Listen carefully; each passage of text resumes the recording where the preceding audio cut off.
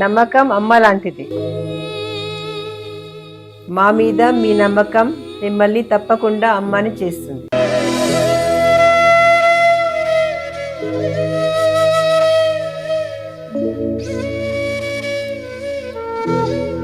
నేడు ఎంతో మంది మా మీద నమ్మకంతో అమ్మాయారు.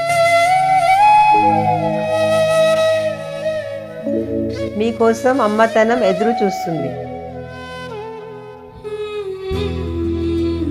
వివరాలకు సంప్రదించండి కిరణ్ ఇన్ఫర్టిలిటీ సెంటర్, హైదరాబాద్, బెంగళూరు, చెన్నై, ఢిల్లీ. నమస్కారము.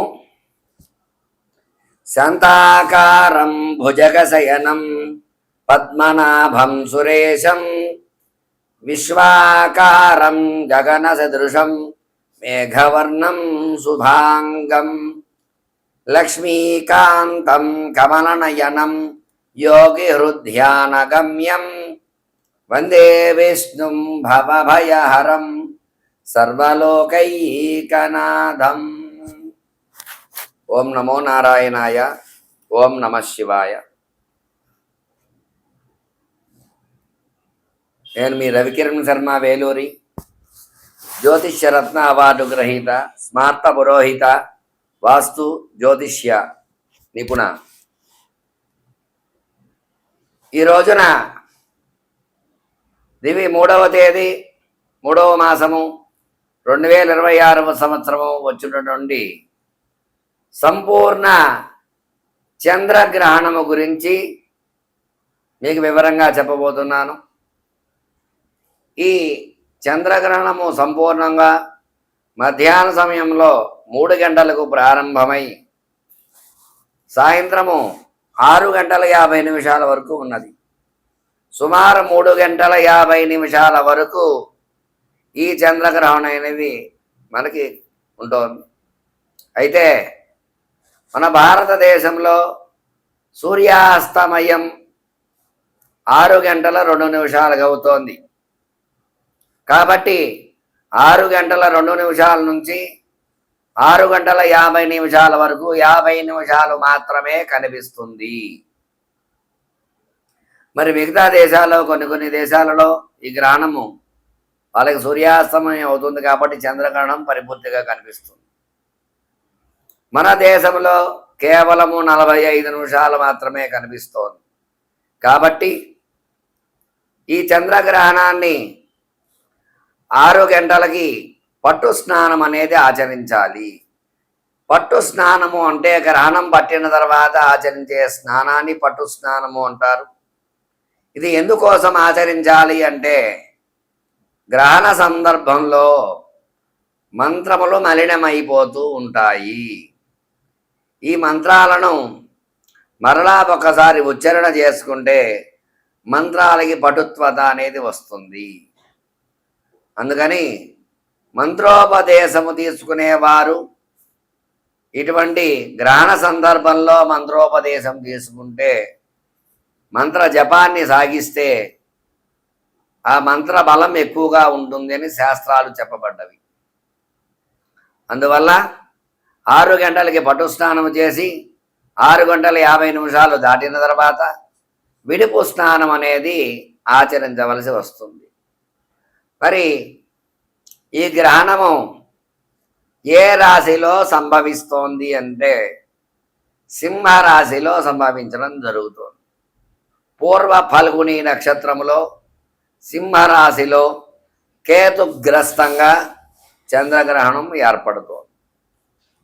అందువల్ల సింహరాశిలో సంభవించడం వల్ల పూర్వ ఫల్గుని నక్షత్రం వారు, మఖా నక్షత్రం వారు, ఉత్తర మొదటి పాదం వారు, సింహరాశి వారందరికీ కూడా ఈ గ్రహణం ఎఫెక్ట్ అనేది ఖచ్చితంగా కనిపిస్తుంది. ఈ సింహరాశిలో ఉండేటువంటి వారు వాళ్ళ నక్షత్రాలకి అనుష్ఠాన జపాన్ని చేసుకుని గ్రహణ శాంతి పూజ ఖచ్చితంగా ఆచరించవలసిందే. అట్లాగే ఈ యొక్క గ్రహణ సందర్భంలో బయటికి రాకూడదు, చంద్ర దర్శనం చేసుకోకూడదు. ఉదయం నుంచి సాయంత్రం వరకు ఉపవాసం ఉండాలి. ఉపవాసం ఉండి సాయంత్ర సందర్భంలో కనుక ఈ గ్రహణ సందర్భంలో పట్టు స్నానం ఆచరించి భగవత్ ఆరాధన చేయటం వల్ల ఆ యొక్క గ్రహణం యొక్క ఎఫెక్ట్ అనేది సింహరాశి వారికి పెద్దగా కనిపించదు. మరి సింహరాశిలో సంచారం చేయటం వల్ల కేతుగ్రస్తంగా ఉండటం వల్ల వాళ్ళు ఏమి చేసుకోవాలి అంటే కేతుగ్రహ జపము, చంద్రగ్రహణం కాబట్టి చంద్రగ్రహ జపము, అలాగే పుబ్బా నక్షత్రం వారు ఖచ్చితంగా నక్షత్ర శాంతి పూజ, సింహరాశిలోని నక్షత్రాల వాళ్ళందరూ వాళ్ళ నక్షత్ర జపాలు అవి చేసుకుని జపానంతరము విశేషముగా గ్రహణ సందర్భంలో గ్రహణం అయిన తర్వాత గ్రహణ దానం అనేది ఇవ్వాలి. ఈ గ్రహణం ఎఫెక్ట్ అనేది మరలా 27 నక్షత్రాలు తిరిగి రావడానికి 27 రోజులు పడుతుంది కాబట్టి 27 రోజుల్లోపు గ్రహణ శాంతి జరిపించుకోవాలి. ఆ రోజుకి ఆ రోజే చేసుకోవాలి అని అంటే ఇబ్బంది అవుతుంది కాబట్టి అవకాశం ఉన్నటువంటి వారు ఆ గ్రహణ సందర్భంలో కూడా జపం ఆచరించవచ్చు. అవకాశం లేని వారు ఆ మరునాడైనా సరే 27 రోజుల్లోగా గ్రహణ శాంతి పూజ జరిపించుకోవాలి. మరి గ్రహణ శాంతి పూజ అంటే ఏమిటి, ఏం చేయాలి అంటే చంద్రబింబాన్ని దానంగా ఇవ్వాలి. కేతుగ్రస్తము కాబట్టి సర్పబింబాన్ని దానంగా ఇవ్వాలి. వెండి బింబము, బంగారు సర్పము దానంగా ఇవ్వాలి శాస్త్రమైతే. అది చిన్నదైనా పర్వాలేదు. ఒకవేళ అది శక్తి లేదు అని అంటే 2 వెండివే తీసుకుని ఆ 2 వెండివి కూడా కాంస్య పాత్రలో నెయ్యి వేసి ఆ నెయ్యిలో ఆ 2 బింబాలు పెట్టి కాంస్య పాత్రతో నెయ్యితో దానంగా ఇవ్వాలి. అట్లాగే కేతుగ్రస్తము కాబట్టి ఉలువలు, అలాగే చంద్రగ్రహణం కాబట్టి చంద్రుడికి బియ్యము, నక్షత్రానికి బియ్యము దానంగా ఇవ్వాలి. అలాగే గ్రహణ అనంతరము పాలు పెరుగు కూడా విశేషంగా దానంగా చేయాలి. స్వయం పాక దానము, వస్త్రదానము, విశేష దానాలు చేయడం వల్ల గ్రహణం యొక్క బాధలు ఖచ్చితంగా తొలగి తీరుతాయి. ఈ గ్రహణం వల్ల సంభవించిన తర్వాత ఎటువంటి అనారోగ్య సమస్యలు లేకుండా, ధన సమస్యలు లేకుండా, సంతాన సమస్యలు, ఉద్యోగ సమస్యలు, వివాహ సమస్యలు, ఎలాంటి సమస్యలు లేకుండా ఉంటాయి. అందువల్ల ఈ సింహరాశి వారు ఖచ్చితంగా కొన్ని నియమాలు పాటించాలి. ఈ గ్రహణం వల్ల 12 రాశులలో 3 రాశుల వారికి అద్భుతంగా ఉంది. ఒక 3 రాశుల వారికి నార్మల్గా ఉంది. ఒక 3 రాశుల వారి మిగతా 6 రాశుల వారికి మాత్రము కొంచెం ఇబ్బందులుగా ఉన్నాయి. అందులో భాగంగానే వృషభ రాశి వారికి అద్భుతంగా ఉంటుంది. అలాగే మకర రాశి వారికి కూడా చాలా అద్భుతంగా ఉంది. తులారాశి వారికి కూడా చాలా బాగుంది. ఈ రాశుల వారు ఈ గ్రహణం వల్ల వాళ్ళకి కలిసి వచ్చే యోగంగా చెప్పుకోవచ్చు. మరి 12 రాశుల వారికి ఏ రాశుల వారికి ఏ విధంగా ఉండబోతోంది ఈ గ్రహణం ఎఫెక్ట్ అనేది మీకు తెలియజేయడం జరుగుతుంది. మార్చి 3వ తేదీ 2026వ సంవత్సరము పూర్వ ఫల్గుని నక్షత్ర యొక్క సింహరాశిలో చంద్రగ్రహణ సంపూర్ణ చంద్రగ్రహణం ఏర్పడుతుంది. కాబట్టి ఈ చంద్రగ్రహణం మన భారతదేశంలో కేవలం ఒక 50 నిమిషాలు మాత్రమే మన ప్రాంతంలో కనిపించేది.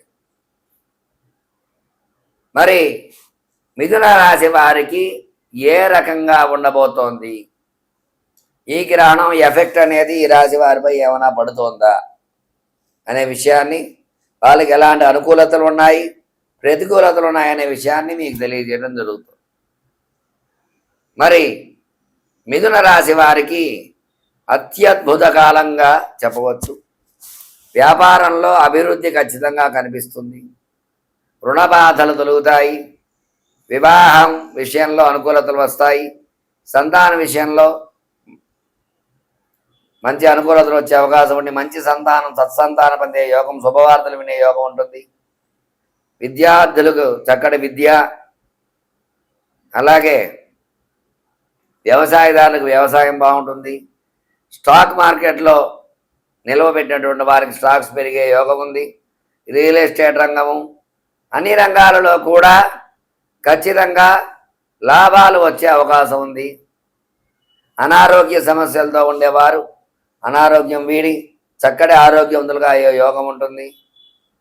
ఈర్ష్య, అసూయ, ద్వేషాలు ఈ రాశి వారిపై ఎక్కువగా ఉంటాయి కాబట్టి వీళ్ళు సుదర్శన హోమం చేసుకున్నట్లయితే ఈ గ్రహణం వల్ల ఇంకా అత్యద్భుతమైనటువంటి లాభాలు పొందడం జరుగుతుంది.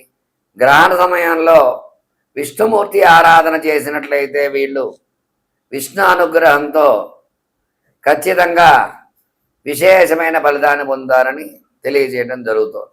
నమస్కారం. మీ రవికిరణ్ శర్మ, జ్యోతిషరత్న అవార్డు గ్రహీత. మార్చి 3వ తేదీ 2026వ సంవత్సరం పూర్వ పలుగుని నక్షత్రయుక్త సింహరాశిలో చంద్రగ్రహణం ఏర్పడుతోంది. మరి ఈ గ్రహణం వల్ల మనకి 4 రాశుల వారికి మధ్యమముగా, 4 రాశుల వారికి హీనముగా, 4 రాశుల వారికి అనుకూలంగా ఉన్నాయి. అందువల్ల మధ్యరాశుల వారు సామాన్య శాంతులు, ముఖ్యమైన రాశుల వారు విశేష శాంతులు, మిగతా రాశుల వారు ఎట్లాంటి శాంతులు చేసుకోవాల్సిన అవసరం లేదు. అందువల్ల ఈ యొక్క గ్రహణం ఇబ్బందులు కలిగేటువంటి రాశులు కర్కాటకము, సింహము, కన్య,